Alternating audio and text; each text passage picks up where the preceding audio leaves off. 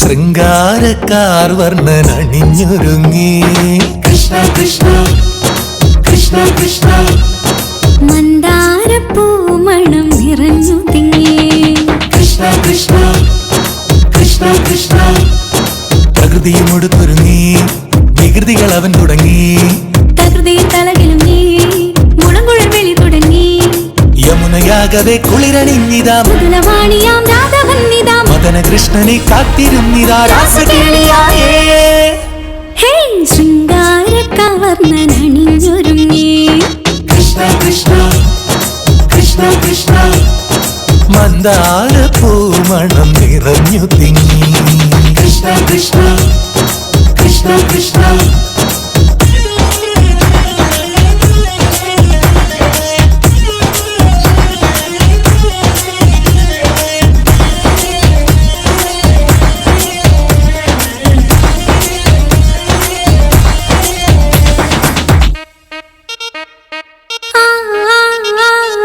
പൂക്കടമ്പേ പൊന്മലരമ്പേ പൂക്കടമ്പേ പൊന്മലരമ്പുകൾ നീ തൊടുക്കുന്നേ പൂക്കടമ്പേ പൊന്മലരമ്പേ പൂക്കടമ്പേ പൊന്മലരമ്പുകൾ നീ തൊടുക്കുന്നേ മധുരവെണ്ണതൻ കുടമുടങ്ങിതാ അധരമാകവേ മധുവണിഞ്ഞിതാ ഹൃദയമാകവേ പൂവണിഞ്ഞിതാ രാസകേളിയായേ ശൃംഗാരക്കാർ വർണ്ണൻ അണിഞ്ഞൊരുങ്ങി കൃഷ്ണ കൃഷ്ണ കൃഷ്ണ കൃഷ്ണ മന്ദാരപ്പൂ മണം നിറഞ്ഞു തിങ്ങി കൃഷ്ണ കൃഷ്ണ കൃഷ്ണ കൃഷ്ണ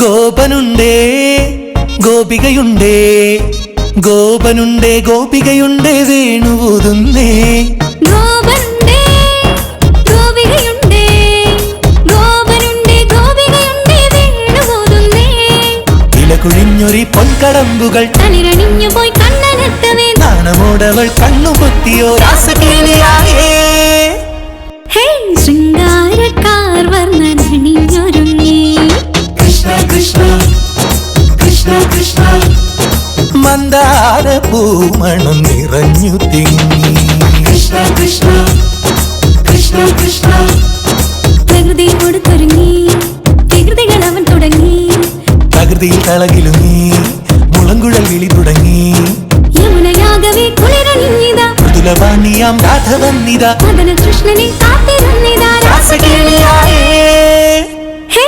ശൃംഗാരക്കാർ വർണ്ണൻ അണിഞ്ഞൊരുങ്ങി കൃഷ്ണ കൃഷ്ണ കൃഷ്ണ കൃഷ്ണ മന്ദാരപ്പൂ മണം നിറഞ്ഞു തിങ്ങി കൃഷ്ണ കൃഷ്ണ കൃഷ്ണ കൃഷ്ണ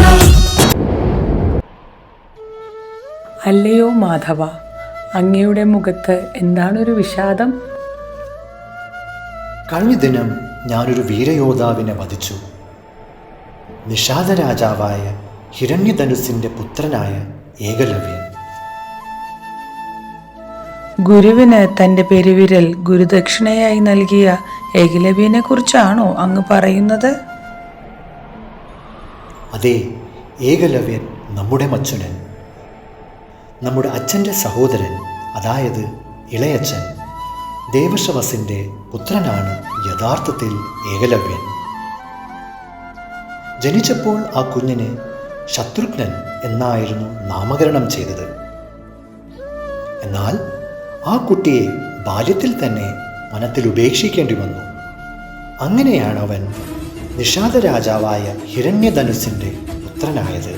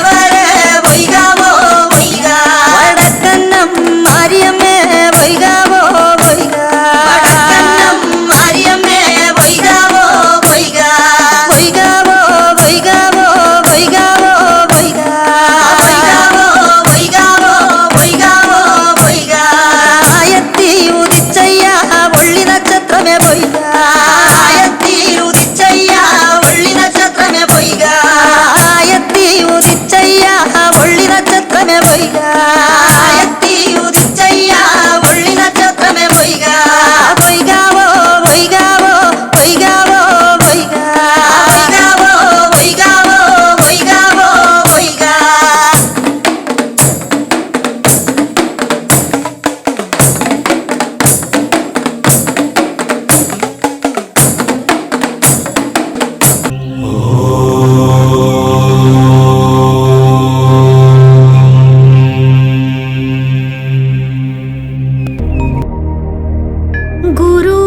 गुरुर्ब्रह्मा गुरुर्विष्णु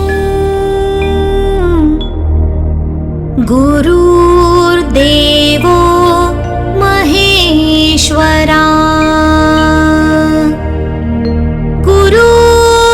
गुरुर्साक्षात् परब्रह्मा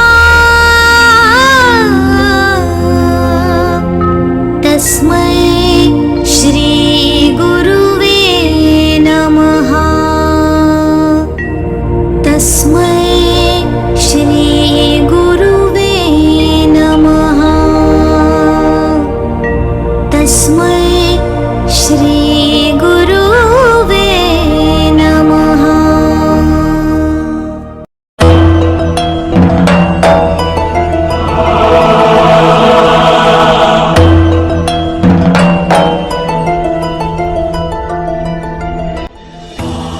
ആരാണ് നീ? ഞാൻ ഏകലവ്യൻ, നിഷാദരാജാവായ ഹിരണ്യധനുസിന്റെ പുത്രൻ. എന്താണ് നിനക്ക് വേണ്ടത്? ആയുധവിദ്യ പഠിക്കാനായി അങ്ങയുടെ ശിഷ്യനാകാൻ ഞാൻ ആഗ്രഹിക്കുന്നു. എന്ത്? രാജഗുരുവായ ദ്രോണാചാര്യരാണ് ഞാൻ. കേവലം ഒരു നിഷാദപുത്രനെ എന്റെ ശിഷ്യനാക്കാനോ?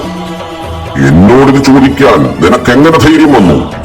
ദൂരെ പോകൂ, ഇല്ലെങ്കിൽ എന്റെ ശിഷ്യന്മാർ നിന്നെ വധിക്കും.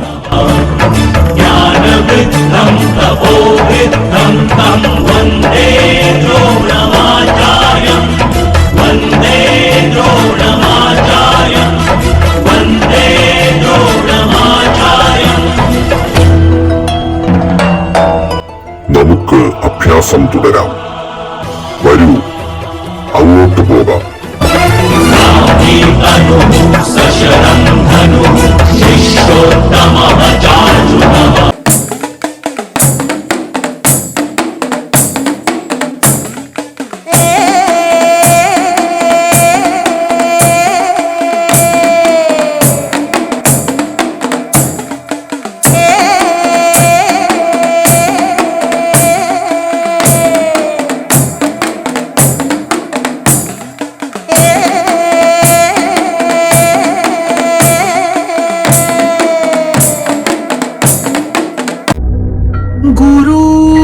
गुरुर्ब्रह्मा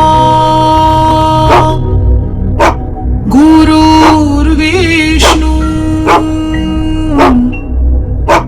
गुरुर्देवो महेश्वरा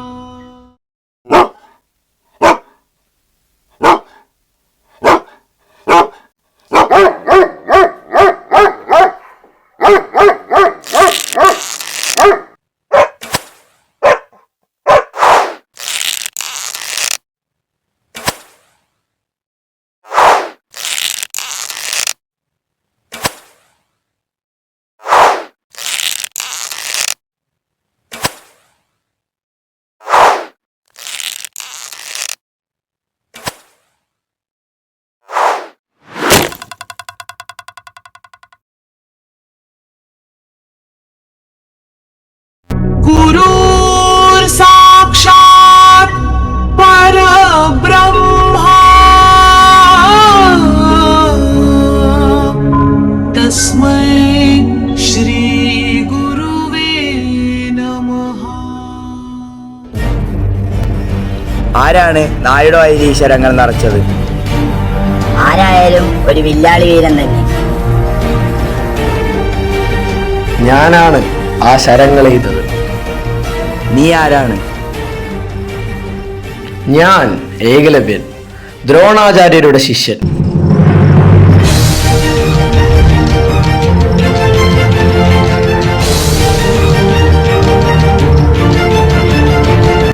ഗുരുദേവ, അങ്ങല്ലേ പറഞ്ഞത് ഞാനാണ് ലോകത്തെ ഏറ്റവും മികച്ച വില്ലാളി വീരനെന്ന്? എന്നാൽ അങ്ങയുടെ ശിഷ്യൻ ഏകലവ്യൻ എന്നേക്കാൾ വലിയ വില്ലാളി വീരനാണെന്ന് തെളിയിച്ചിരിക്കുകയാണ്.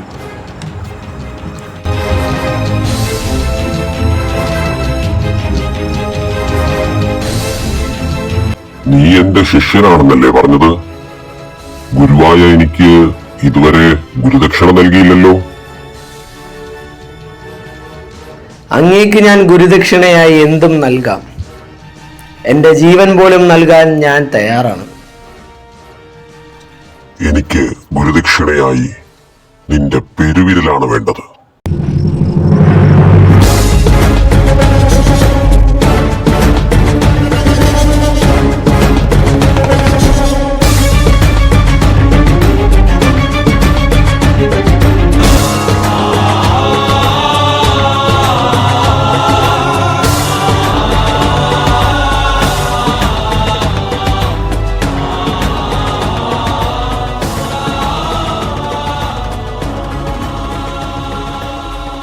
പെരുവിരലറുത്തിതാ തരുന്നു ഞാൻ ഗുരോ, നിൻ കൽപ്പന നിറവേറ്റുന്നു ഞാൻ. അനാര്യനാമൊരു നിഷാദപുത്രനു വരേണ്യമാം വിദ്യ നിഷിദ്ധമാകയാൽ തിരസ്കൃതനിവൻ കളിമണ്ണിൽ തീർത്ത ഗുരുപ്രതിരൂപം വനത്തിലും. അല്ലയോ മാധവ, അങ്ങ് എന്തിനാണ് ഏകലവ്യനെ വധിച്ചത്? ജരാസന്ധന്റെ പെൺമക്കളെ വിവാഹം കഴിച്ചത് നമ്മുടെ അമ്മാവനായ കംസനായിരുന്നു. നാം അദ്ദേഹത്തെ വധിച്ചതിനു ശേഷം ജരാസന്ധൻ നമ്മുടെ ശത്രുവായി. ജരാസന്ധന്റെ പക്ഷത്ത് നിന്ന് യുദ്ധം ചെയ്തിരുന്നത് ഏകലവ്യനായിരുന്നു. ജരാസന്ധന്റെ മരണത്തിന് നാം തന്നെയാണ് കാരണം. അങ്ങനെ ഏകലവ്യൻ എൻ്റെ ശത്രുവായി. നമ്മെ വധിക്കാൻ ഏകലവ്യൻ യുദ്ധത്തിന് വന്നു. ആ യുദ്ധത്തിൽ നാം ഏകലവ്യനെ വധിച്ചു. പെരുവിരൽ നഷ്ടപ്പെട്ടെങ്കിലും ഏകലവ്യൻ അപകടകാരിയായ ഒരു യോദ്ധാവായിരുന്നു. ഭാവിയിൽ അവൻ ലോകത്തിൽ നാശം വിതയ്ക്കുമായിരുന്നു. അതുകൊണ്ടാണ് നാം അവനെ വധിച്ചത്. എന്നാൽ അവൻ പുനർജനിച്ചു. ദൃഷ്ടിദ്യുമ്നനായി ആചാര്യനായ ദ്രോണരിൽ നിന്നും അവൻ എല്ലാ അഭ്യാസങ്ങളും പഠിച്ചു. മഹാഭാരത യുദ്ധത്തിൽ പാണ്ഡവരുടെ പടത്തലവനായ അവൻ ഉയർന്നു വന്നു.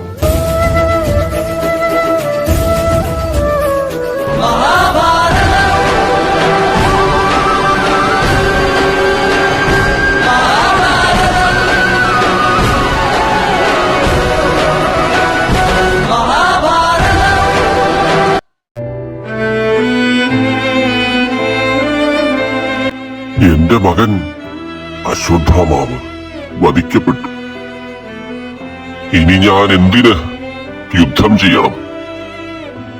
ഞാൻ ജീവനേക്കാൾ സ്നേഹിച്ചിരുന്ന എന്റെ മകൻ വധിക്കപ്പെട്ടു. ഇനി ഞാൻ ആയുധം എടുക്കില്ല, യുദ്ധം ചെയ്യില്ല. ഇത് ദ്രോണരുടെ മരണമാണ്. മരണം.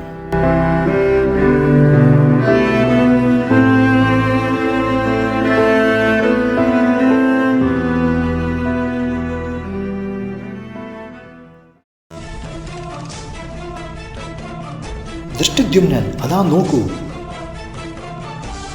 ദ്രോണാചാര്യൻ ആയുധങ്ങളെല്ലാം ഉപേക്ഷിച്ചിരിക്കുന്നു. കുരുക്ഷേത്ര യുദ്ധം നമ്മൾ ജയിക്കണമെങ്കിൽ ദ്രോണരെ വധിക്കണം. പാണ്ഡവപ്പടയുടെ തലവനാണ് നീ. ഉടൻ തന്നെ ദ്രോണാചാര്യരെ വധിക്കൂ. എന്താണ് മാധവ ഈ പറയുന്നത്? നിരായുധനായ ആചാര്യനെ ആക്രമിക്കുന്നത് ധർമ്മമല്ല. കഴിഞ്ഞ ജന്മത്തിൽ നീ ഏകലവ്യനായിരുന്നു. അന്ന് ഗുരുദക്ഷിണയായി നിന്റെ പെരുവിരൽ മുറിച്ച് വാങ്ങിയെടുത്ത ദ്രോണാചാര്യൻ ചെയ്തത് ധർമ്മമാണോ? അന്ന് ഇല്ലാത്ത ധർമ്മം ഇന്ന് നീ നോക്കേണ്ട കാര്യമില്ല. ഇതാണ് അവസരം. ദ്രോണാചാര്യരെ നീ വധിക്കൂ.